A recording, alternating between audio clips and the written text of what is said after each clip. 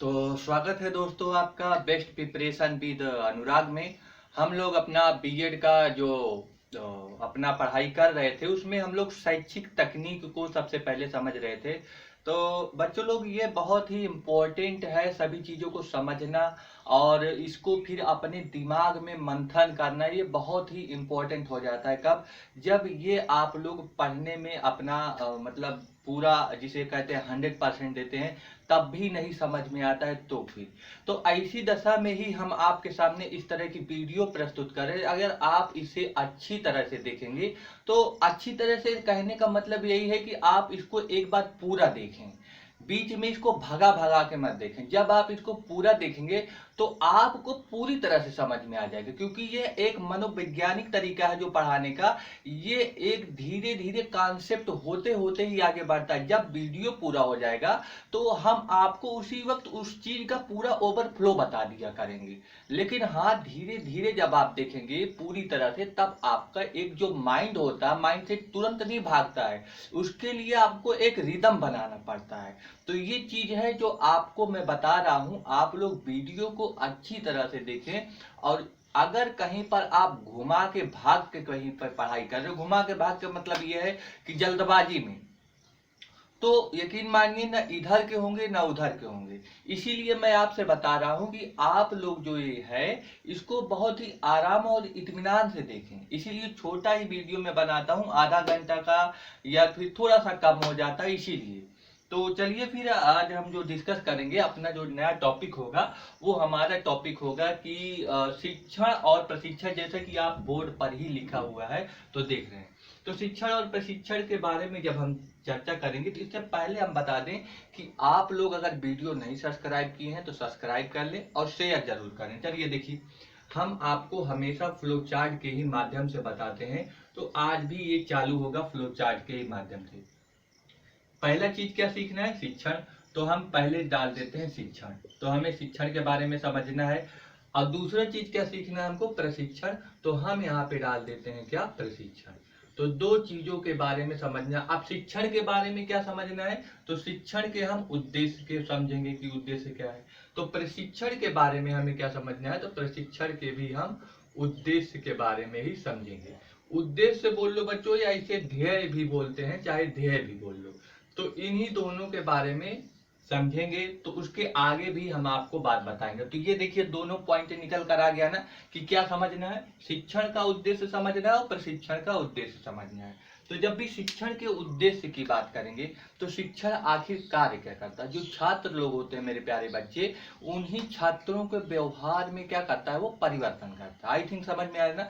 तो परिवर्तन ही नहीं करता है बल्कि तमाम ऐसी अन्य चीजें भी होती है जो उनके व्यवहार के साथ साथ बदलती हैं।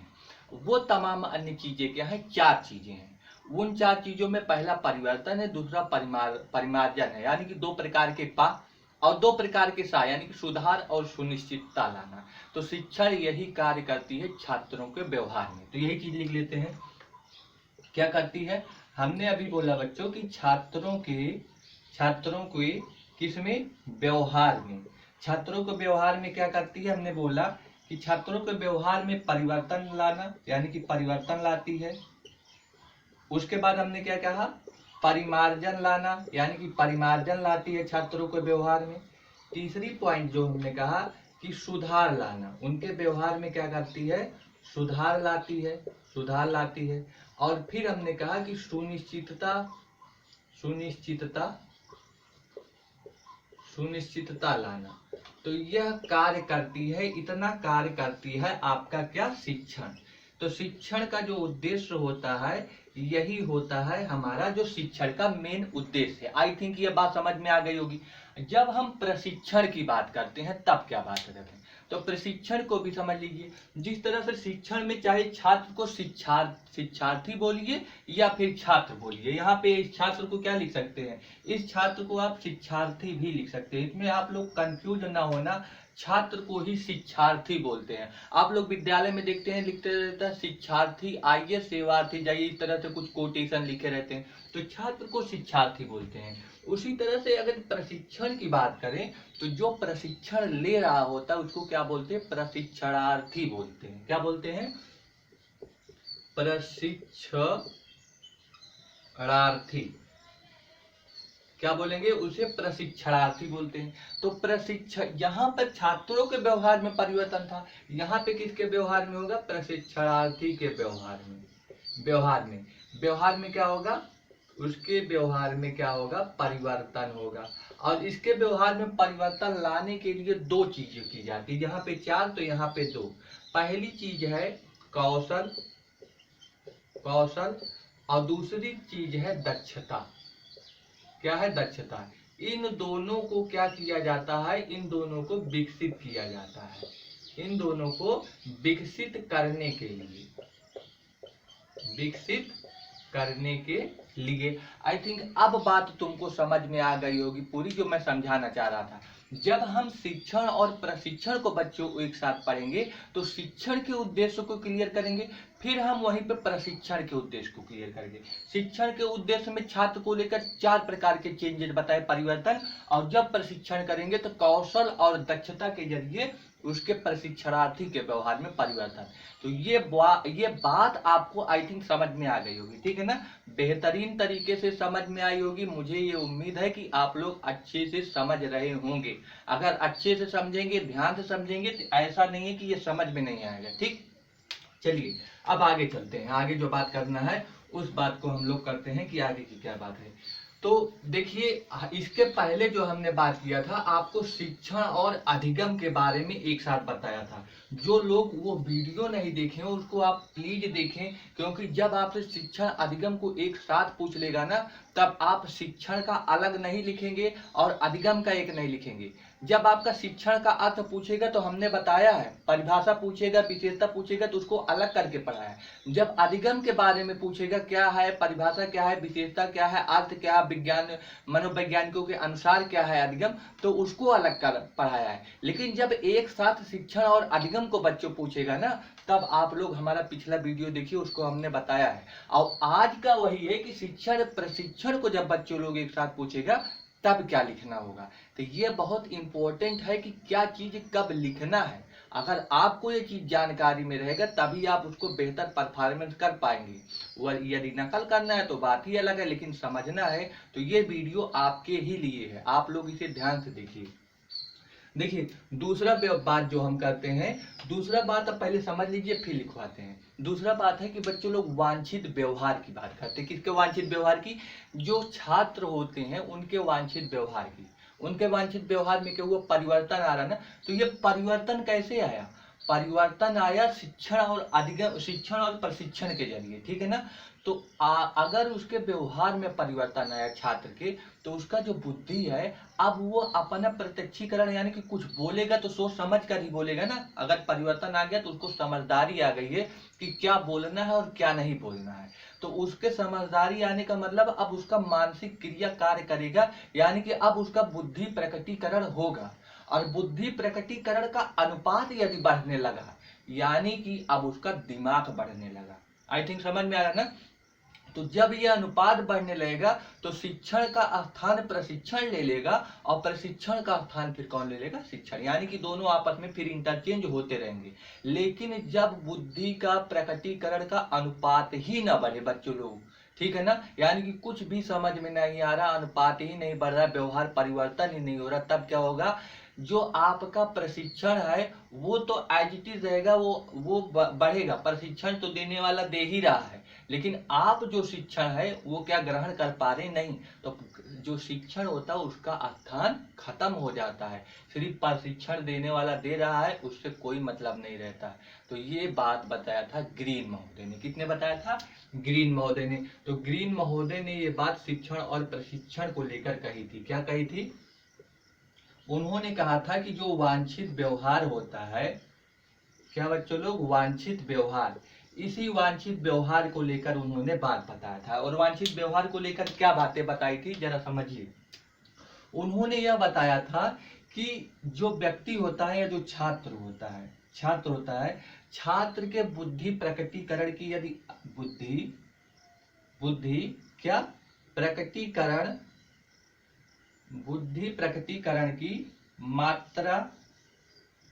मात्रा का अनुपात हमने अभी क्या बोला, इसका अनुपात क्या हो, जब बढ़ने लगे, क्या करने लगे, जब बढ़ने लगे तो फिर क्या होगा, तो क्या होगा, हमने बताया था जो शिक्षण होता है, और यहां पर लिखते हैं, हमने बताया था कि एक शिक्षण होता है और एक प्रशिक्षण होता है।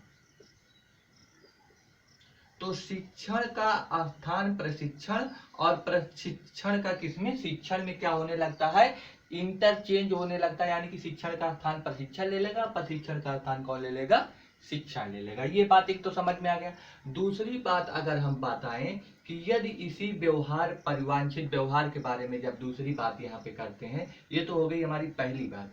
जब हम यहाँ पे दूसरी बात करेंगे कि जब बुद्धि प्रकटीकरण ना हो, क्या ना हो, ये जो बुद्धि प्रकटीकरण का अनुपात हो रहा, बढ़ रहा है, यानी कि जब ये बढ़े ही ना, जब ये बढ़े ही ना, कौन ना बढ़े, ये बुद्धि प्रकटीकरण, यहाँ पर लिख दे रहा हूं, बुद्धि प्रकटीकरण की मात्रा, बुद्धि प्रकटीकरण की मात्रा, जब ये मात्रा ही नहीं बढ़ेगी तो जो हमारा शिक्षण होगा, शिक्षण, वो शिक्षण का प्रभाव नहीं पड़ेगा, यानी कि शिक्षण का प्रभाव क्या होगा, प्रभाव नहीं पड़ेगा।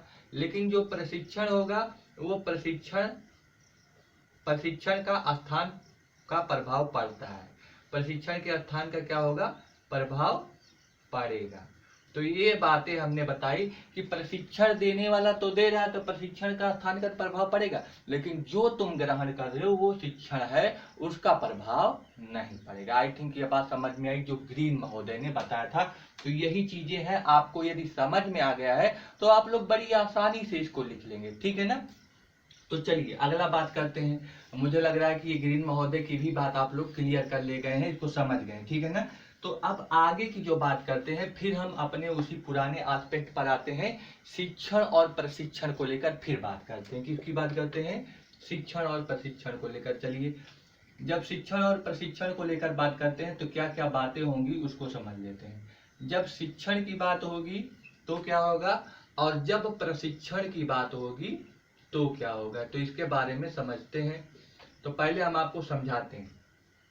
जब शिक्षण है, देखिए शिक्षण में क्या होगा, शिक्षण में जो होता है संबंध की जब बात करेगा, संबंध किस पे होते हैं, तो याद रखना शिक्षण में जो कोई वस्तु होता है, वस्तु का मतलब यहाँ पे समझ लीजिए आपकी जो बुक है, किताब है, वो एक वस्तु है, और उस वस्तु, उस बुक में क्या है, बहुत सारी चीजें लिखी हुई हैं जो सिद्धांत में रहती हैं, व्यवहार वाली चीज है। जैसे यहाँ कोई नहा रहा, और जैसे कोई चाय बना रहा है तो उसके चाय बनाते बनाते आप भी बनाने लगे और सीख गए।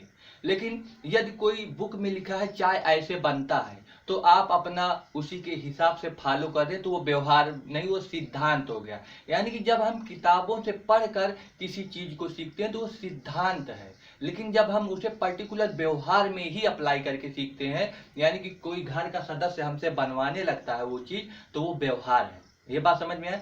तो जो कोई शिक्षण में वस्तु होती है, वस्तु का मतलब आपका किताब है, उस किताब की क्या है, एक सैद्धांतिक पक्ष होता है, यानी कि उसमें बहुत सारे सिद्धांत रहते हैं, और उन्हीं सिद्धांतिक पक्षों का बच्चों लोग क्या होता है, आप उन्हीं सिद्धांतों में, उसी किताबों में जो रहते हैं उससे ज्ञान प्राप्त करते हैं, यानी कि ज्ञान का प्रतिपादन होता है। यानी कि दो चीजों का संबंध होता है शिक्षण का, एक हमने अभी क्या बताया, सैद्धांतिक पक्षों का, और ज्ञान के प्रतिपादन का संबंध होता है। तो लिख लेते हैं। शिक्षण में हमने पहली बात क्या बताया कि जो वस्तु होती है, वस्तु का हमने बोला, जो वस्तु होता है किसी वस्तु का, वो सैद्धांतिक पक्ष होता है, सैद्धांतिक पक्ष। और क्या हमने बताया, हमने बोला कि ज्ञान के प्रतिपादन में संबंध होता है, ज्ञान के प्रतिपादन में, ज्ञान के प्रतिपादन में क्या होता है, संबंध होता है। आई थिंक ये बात समझ में आ गई। जब हम प्रशिक्षण की बात करेंगे तो पहला पॉइंट क्या होगा, इसमें किसके किसके बीच संबंध होगा, तो इसमें छात्रों के व्यवहार में और दक्षता में संबंध पाया जाता है। तो इसमें लिखें, पहला चीज यहाँ पर बनाते हैं क्या, कि छात्रों के व्यवहार में, छात्रों के व्यवहार में, छात्रों के व्यवहार में, और किसमें, और दक्षता में, दक्षता में। इन दोनों में क्या पाया जाता है बच्चों लोग, इन दोनों में इसका संबंध पाया जाता है। तो जब संबंध की बात की जाएगी तो संबंध की बात, तो यहाँ पे वस्तु को लेकर सैद्धांतिक पक्ष और ज्ञान के प्रतिपादन में संबंध शिक्षण का होता है। प्रशिक्षण का संबंध छात्रों के व्यवहार और दक्षता में संबंध पाया जाता है। आई थिंक ये बात समझ में आ गई। जब दूसरी बात करते हैं, देखिए कोई वस्तु है, वस्तु को यहाँ पे हम किताब ले रहे हैं, उस किताब से आप ज्ञान प्राप्त करेंगे कि नहीं। तो यहाँ पे जो दूसरा पॉइंट होगा, जो शिक्षण होता है, शिक्षण के जरिए ही क्या प्राप्त होता है, ज्ञान प्राप्त होता है। यानी कि शिक्षण क्या प्रदान करता है, ज्ञान प्रदान करता है। तो लिखिए दूसरा पॉइंट, शिक्षण ज्ञान प्रदान करता है। अगर शिक्षण ये ज्ञान प्रदान कर रहा है तो जो प्रशिक्षण है, दूसरा पॉइंट प्रशिक्षण की है, तो प्रशिक्षण क्या करेगा, इसी ज्ञान के जरिए ही वो अपना क्या करेगा, वो अपनी कौशल को विकसित करता है। तो लिखें, इसी ज्ञान के जरिए, इसी ज्ञान के जरिए क्या करेगा, कौशल को विकसित करेगा, कौशल को विकसित करेगा। तो ये बात समझ में आया प्रशिक्षण में। अब चलते हैं शिक्षण की दूसरी बात। देखिए वस्तु को हमने बोला कि किताब है, उस किताब से आप ज्ञान प्राप्त किए, यानी ज्ञान प्रदान करेगा। जब एक शिक्षक है वो उससे पढ़ा रहा है तो वही उसकी पूंजी ही है, उसी के जरिए वो ज्ञान दे रहा है दूसरों को और उसी के जरिए उसे पैसा भी मिलता है। तो यानी कि वो पूंजी होता है कौन, प्रशिक्षण जो होता है। तो शिक्षण के जरिए शिक्षक को क्या काम होता है, पूंजी एकत्र कर पाता है। तो यानी कि शिक्षण क्या काम करता है बच्चों लोग, तीसरी बात, पूंजी एकत्रीकरण का कार्य करता है। तो अगला पॉइंट होगा पूंजी एकत्रीकरण का काम करता है। अगर प्रशिक्षण में बात करें तो इसी पूंजी का निवेश कर देगा। निवेश का मतलब जैसे आपके पास पैसा आया ना, तो वो पैसे को आप बचा के नहीं रखोगे, उसी पैसे को किसी और चीज में लगा दोगे ताकि वो और पैसा बन जाए, ठीक है ना, उसे बोलते हैं निवेश करना। तो जो ये पूंजी एकत्रीकरण शिक्षण किया है, शिक्षण के जरिए इसी पूंजी को क्या करेगा, प्रशिक्षण निवेश कर देगा। और जब वो निवेश करेगा तो निवेश के जरिए क्या होगा, दो चीज होगी, वो कौशल को भी, क्या कौशल, और किसे, दक्षता। तो याद रखना, दक्षता और कौशल को क्या करता है बच्चों लोग, विकसित करता है, विकसित करता है। तो ये बात समझ में आई कि जो प्रशिक्षण होता है वो पूंजी का निवेश करके दक्षता और कौशल को विकसित करता है। आई थिंक ये भी बात समझ में आ गई होगी। आइए तीसरी बात समझते हैं। तो ये सारी बातें आप समझ गए होंगे, मुझे समझ में आ रहा है। तीसरी बात है, जो आपका शिक्षण है वो एक आधार प्रदान करेगा और उसी आधार के ऊपर एक मकान का निर्माण करता है आपका प्रशिक्षण। आधार का मतलब लिए समझिए बच्चों लोग कि नींव, यानी कि शिक्षण क्या प्रदान करता है, नींव, और उसी नींव पर घर कौन बनाता है, प्रशिक्षण। ये बात समझ में आई। चौथी पॉइंट लिख लीजिए कि शिक्षण जो होता है, शिक्षण तो लिखा ही है, तो यहीं पे लिखे सिर्फ आधार प्रदान करता है। क्या करता है, आधार प्रदान करता है। और अगर ये आधार प्रदान किया तो जो ये वाला है प्रशिक्षण, ये क्या करता है, लिखिए उसी पर घर का निर्माण करता है, उसी पर घर का क्या करेगा, निर्माण, उसी पर घर का निर्माण करता है। आई थिंक ये भी बात समझ में आ गई। अब अगली बात अगर कराएं तो देखिए एक दूसरे से कितना ये संबंधित है ना, एक का दूसरे से लिंक है, संबंध है। तो इसीलिए हम बोल सकते हैं शिक्षण और प्रशिक्षण एक दूसरे के क्या कहलाते हैं, पूरक कहलाते हैं। तो अगला जो पॉइंट होगा लिखें कि शिक्षण और प्रशिक्षण क्या कहलाते हैं बच्चों लोग, एक दूसरे के पूरक कहलाते हैं, एक दूसरे के क्या कहलाते हैं, पूरक कहलाते हैं। तो ये भी बात आई थिंक समझ में आ गई है। तो एक और बात समझिए कि जो शिक्षण होता है वो प्रशिक्षण में क्या कार्य करता है, और जो प्रशिक्षण होता है वो शिक्षण में क्या कार्य करता है। ये दो बात आप समझ लीजिए, बस आपको समझ में आ जाएगा। तो हमने क्या बोला, जो शिक्षण होता है, शिक्षण वो प्रशिक्षण में क्या कार्य करता है, प्रशिक्षण में। और दूसरी बात क्या बोला कि जो प्रशिक्षण होता है प्रशिक्षण, वो किसमें, वो शिक्षण में क्या कार्य करता है। बस अगर ये चीज आप समझ गए तो आपको एकदम क्लियर हो जाएगा। तो पहले समझिए, शिक्षण जो होता है वो प्रशिक्षण के लिए क्या काम करता है, रास्ता बनाता है। यानी कि प्रशिक्षण के लिए रास्ता कौन बनाता है, शिक्षण। तो यानी कि ये इसके लिए क्या कार्य करता है, पथ प्रदर्शन का कार्य करता है, यानी कि रास्ता बनाने का कार्य करता है। लेकिन जो प्रशिक्षण होता है वो शिक्षण के लिए क्या कार्य करता है, तो याद रखना, ये प्रशिक्षण शिक्षण का उपयोग करता है, यानी कि उसी के उपयोग से ही प्रशिक्षण आगे बढ़ सकता है। तो प्रशिक्षण जो होता है शिक्षण का क्या करेगा बच्चों लोग, उपयोग करेगा। और किस तरह से उपयोग करेगा, तो यहाँ पे लिख लेना, प्रभावशाली ढंग से। किस तरह से, प्रभावशाली ढंग से उपयोग करेगा। तो यही चीजें थी हमारी शिक्षण और प्रशिक्षण को लेकर सारे बिंदु। आप लोग अच्छी तरह से देखें, वीडियो को शेयर और सब्सक्राइब जरूर कर ले, क्योंकि हम वीडियो को बंद नहीं करेंगे, हमेशा कुछ न कुछ नया आपके लिए लाते रहेंगे। इसीलिए आप लोग अपना पढ़ाई को जारी रखें और जो यहाँ पे हम आपको प्रोवाइड करा रहे हैं इसको भी देखें, सेल्फ स्टडी करें। एक बात और, किस लोगों को शेयर जरूर करें बच्चों लोग, क्योंकि जब आपके कमेंट और शेयर बढ़ेंगे तब हमारा मोटिवेशन भी बढ़ेगा और उससे हम और अधिक प्रभावित होकर आपके लिए और अच्छी अच्छी वीडियो बनाएंगे, ठीक है ना। तो चलिए आप लोग इसको पढ़ते रहिए, तब तक के लिए फिर बाय बाय, मिलेंगे अगले वीडियो के साथ अगले लेक्चर में, तब तक के लिए पढ़िए।